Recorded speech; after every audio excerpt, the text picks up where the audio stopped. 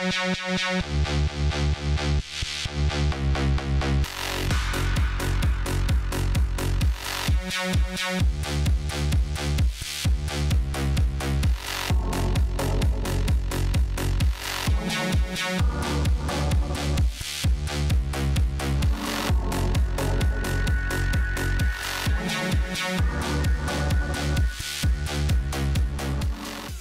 talk about the Volkswagen Tiguan.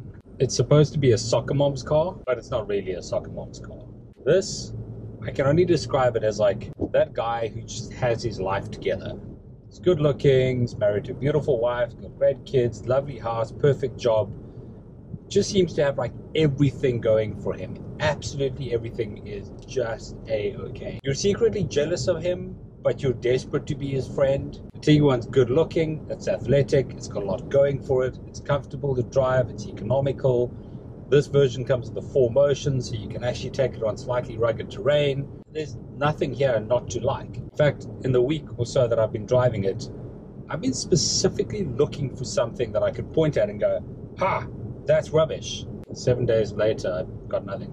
It even has a sport mode, which wakes up 162 kilowatt 2-liter TFSI engine and really shunts. But if you don't want to be flat out in sport mode, there's an economy mode which hardly uses any fuel. In fact, range has been climbing since I've been in economy mode. It's like it's making petrol. How many cars make petrol for you? So it's really hard not to like the Tiguan. It's kind of, the previous generation definitely was like a soccer mom's car. It was also useless off-road. I got it horribly stuck on a beach once. This one though, they've kind of lost that soccer mom feel. They've really aimed it and pitched it as being a mid-level, mid-size SUV that's incredibly capable and really good looking. It turns heads. The amount of times I'd be driving along somewhere and I'd notice people stopping to look at this car. It looks particularly good in white, which is unusual for a car. Normally cars have like specific colors, but this really works in white. So the design language on the outside is relatively sharp. I suppose it borrows a lot of that from Audi, which is kind of, I suppose, an overall theme for the Volkswagen group. Like everything's got very sharp edges, you know, the Lambos, the Audis, even some of the Porsches are getting sharper edges to them. The Volkswagens, they all have a very specific design language around very sharp accented edges. And it really works. I mean, the Audis are beautiful, the VWs are beautiful, and Lamborghinis, Porsches, etc. But it really works on like these entry-level cars, which are not the top end of the spectrum. So that design language works really, really well. And the car ends up looking sort of, it looks like it punches above its actual weight. A number of people have commented to me, when I tell them it's a Tiguan, they're like, oh wow, we thought it was something a bit more expensive or a bit bigger or a bit more flashy.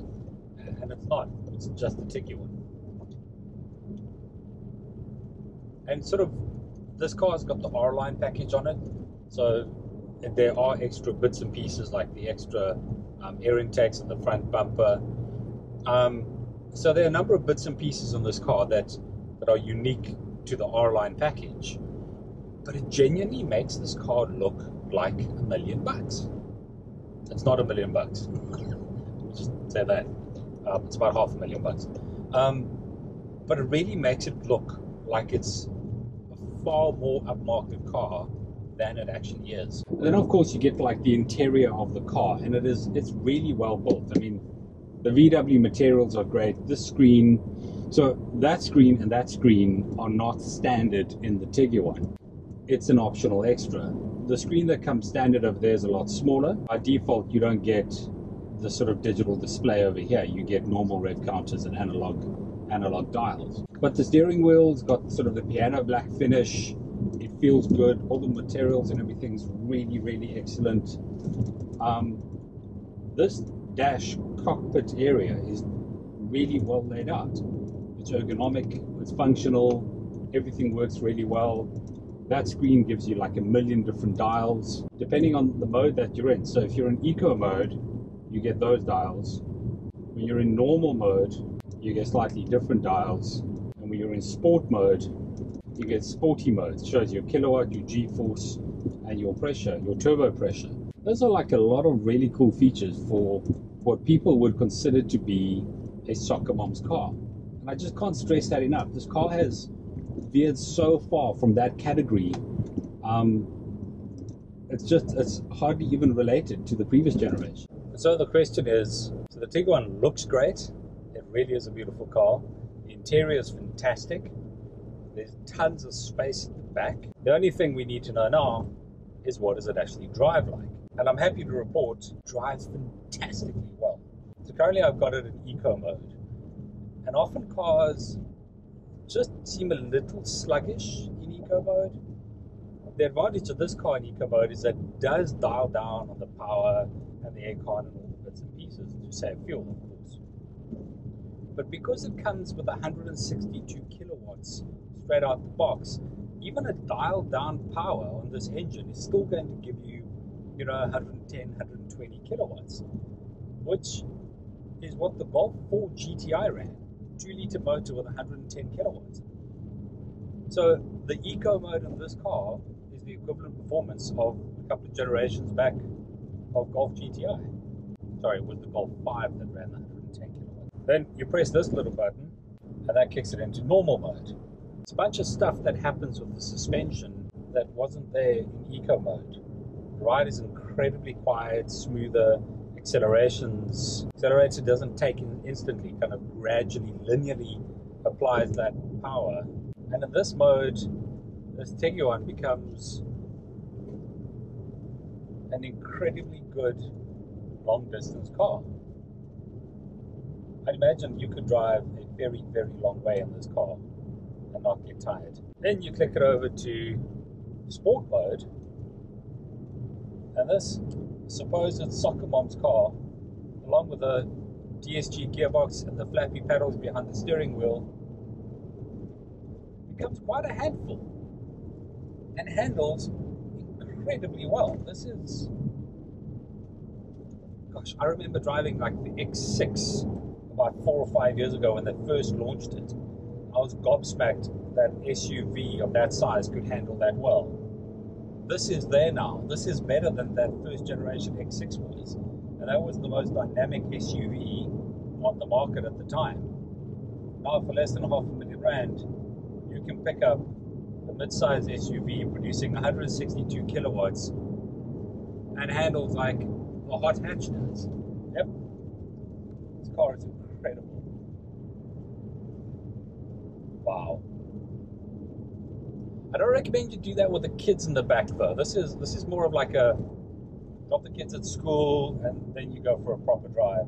These flappy paddles are just incredible. Instantaneous gear changes. I love the DSG gearbox, which this one obviously comes with. There's just no other gearbox that you would want. I can't imagine why people would want manual gearboxes in cars like this. When you're driving a road like this, you want to have both hands 10 and 2 firmly on the steering wheel, but you want the ability to change gears. Enter the flappy paddle gearbox. So as I said in the beginning, like, it's hard. Let's not use all the fuel here, shall we? It's hard. There's a baboon. It's hard not to like this car. Every single thing that this Tiguan does is excellent. In my mind, at least, the best mid-size SUV on the market. It is the most expensive, but it's just phenomenal.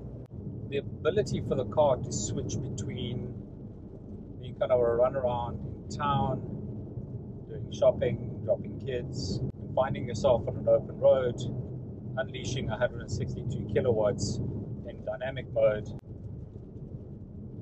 I mean, that's just gobsmackingly brilliant. How they make cars that are able to be so good in such diverse areas.